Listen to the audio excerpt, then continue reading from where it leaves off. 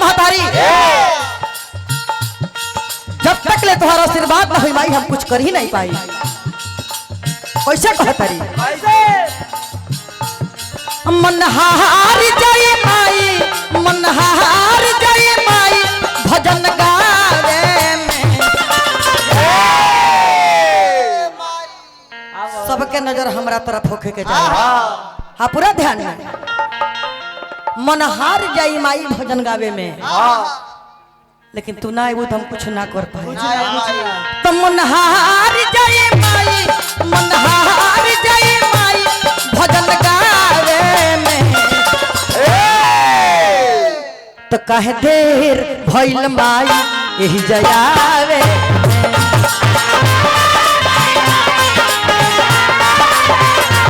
काहे देर भइल माई जयावे।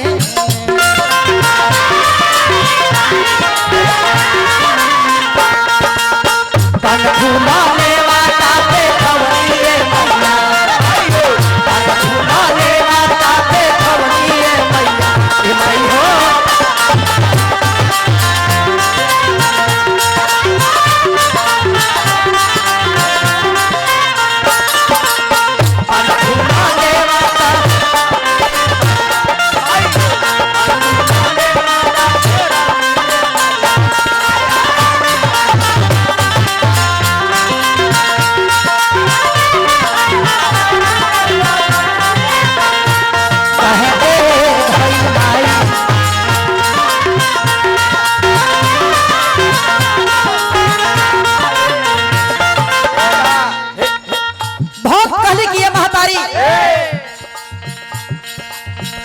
कृपा जकरा पर पड़ जाई आहा वो जीरो रही तो हीरो बन जाई।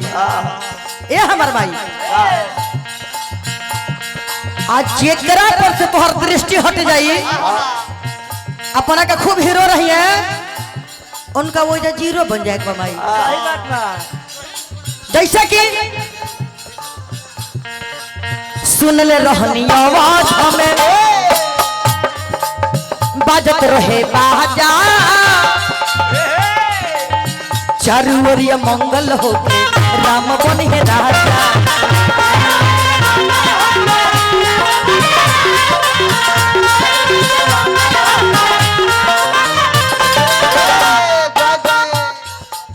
सुनले रहनी अवध में बाजत रहे बाजा चारू ओरिया मंगल होके राम बनी है राजा। ए माई तोहरा नु कृपा रहे जाके मंथरा के दिमाग में बैठलू मंथरा के कई माई के फोड़ली तुम नु बात ने से उन्हें बदल गई माई। अजय मणि त्रिपाठी जी हजारों हजार का आशीर्वाद दिले बनी माई से शुभकामना रही परिवार में एकदम मंगल के बारिश है और मंगल दूर होगा वो पार चल जाओ सीधे चली रहो दुकान के वहां भी होइएगा ऐसा कि माई तोहरा कृपा रहे। सुन ले रहनी आवाज हमें बाजत रहे बाजा चारू ओरिया मंगल होके राम बनिए राजा।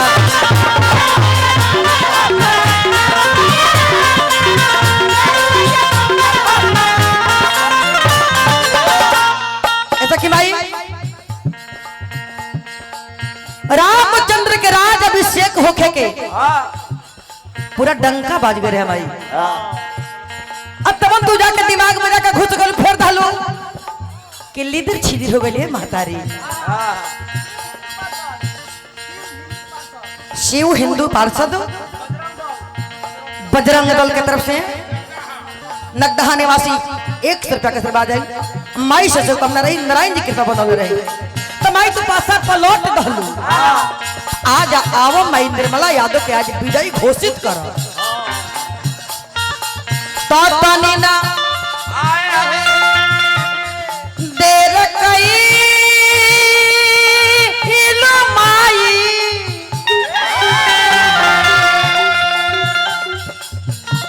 तनी ना देर कई लो माई तनी ना देर कई लो माई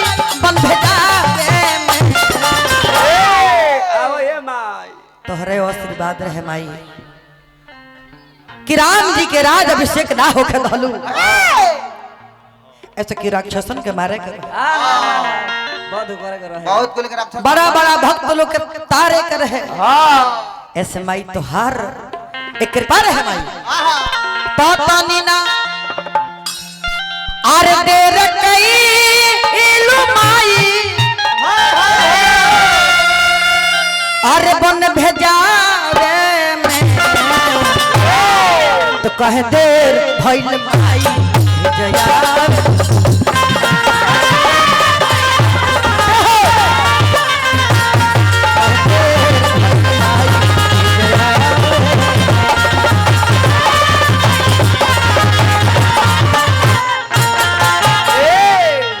है तोरी के जय रहो।